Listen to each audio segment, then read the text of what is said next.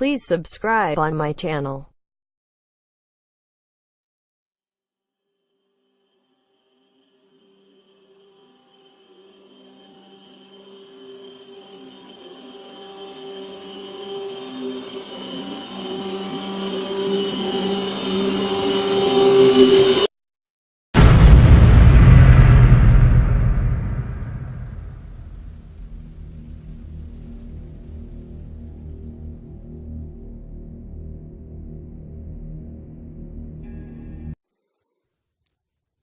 दोस्तों, ये चंद तस्वीर हैं हरमल के बूटे और उसके बीजों की,